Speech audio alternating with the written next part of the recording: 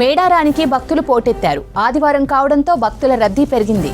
వన దేవతలను దర్శించుకొని ముందస్తు మొక్కులు చెల్లించుకుంటున్నారు. ముందస్తు మొక్కులతో మేడారంలో భక్తులతో సమ్మక్క సారలమ్మ గద్దెల ప్రాంగణం కిక్కిరిసిపోయింది. మరోవైపు ఇవాళ సీఎం రేవంత్ రెడ్డి సీఎం టూర్తో మేడారంలో ట్రాఫిక్ ఆంక్షలు విధించారు. మేడారంలో భక్తుల రద్దీపై మరిన్ని డీటెయిల్స్ అశోక్ అందిస్తారు. ఒక కుగ్రామమే కానీ సమ్మక్క సారలమ్మను ముందస్తుగా మొక్కులు చెల్లించుకునేందుకు వచ్చే భక్తులతోటి మహానగరంగా మారింది.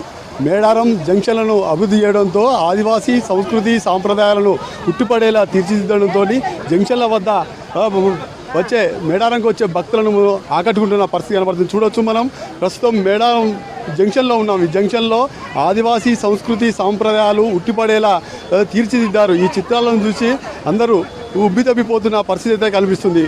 ఈ చిత్రాలు చూసేవారు ఏమనిపిస్తుంది? ఈ చిత్రం బాగా అనిపిస్తుందండి. మరి రేవంత్ అన్న చేసిన అన్ని పనులు కూడా మాకు బాగా అనిపిస్తున్నాయి.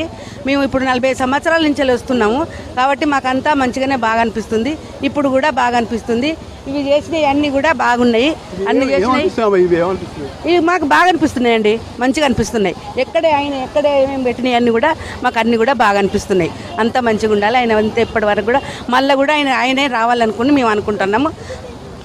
పరిస్థితి మొత్తానికి ఆదివాసీ సంస్కృతి సాంప్రదాయాలు పడేలా చిత్రాలను తీర్చిదిద్దడమే కాదు, ఇక్కడ ఔషధ గుణాలు కలిగిన మొక్కలను కూడా పెంపకం చేపడుతున్న పరిస్థితి కనబడుతుంది. ఒకవైపు ఆకర్షణీయంగా ఉండగా మరోవైపు ఈ చిత్రాలు ఆకట్టుకుంటున్న పరిస్థితి అయితే కనబడుతుంది. ఇక్కడికి వచ్చిన భక్తులు తల్లులను దైవ దర్శనం చేసుకున్న తర్వాత తిరిగి వచ్చేవారు తప్పకుండా ఇక్కడ సెల్ఫీలు ఫోటోలు తీసుకుంటూ తన ఆనందాన్ని వ్యక్తం చేస్తున్న పరిస్థితి. అమ్మ, ఏమనిపిస్తుంది ఈ బొమ్మలను చూస్తే? బాగుందండి, అరేంజ్మెంట్స్ అన్ని బాగున్నాయి. కానీ ఇంత ముందుగా స్టార్ట్ అవుతుందని అనుకోలేదు. జనరల్గా ఇంకా 10 days ఉంది కదా, 10 days ముందే స్టార్ట్ అయింది.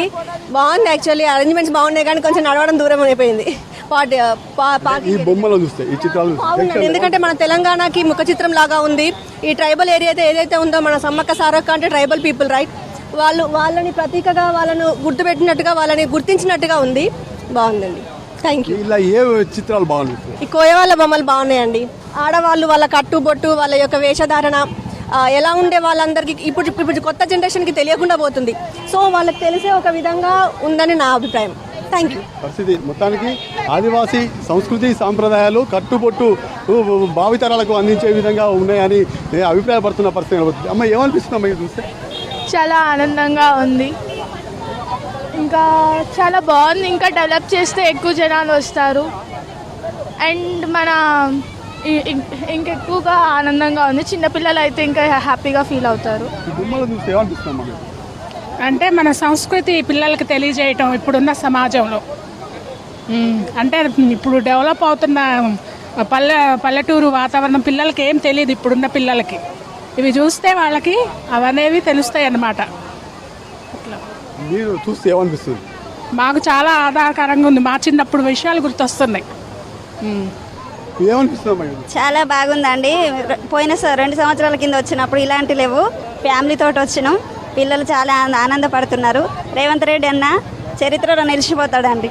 చాలా బాగుంది పరిస్థితి. మొత్తానికి ఈ ఆదివాసీ సంస్కృతి సాంప్రదాయాలకు సంబంధించిన చిత్రాలు మాత్రం పూర్తి స్థాయిలో ఆకట్టుకుంటున్నాయని అభిప్రాయం వ్యక్తం చేస్తున్నారు. ఇవి మరింత రూపుదిద్దే విధంగా తీర్చిదిద్దాలని మాత్రం భక్తులు కోరుతున్న పరిస్థితి అయితే కనబడుతుంది. వీడియో రాస్తూ అశోక్ విజ్ న్యూస్, వరంగల్.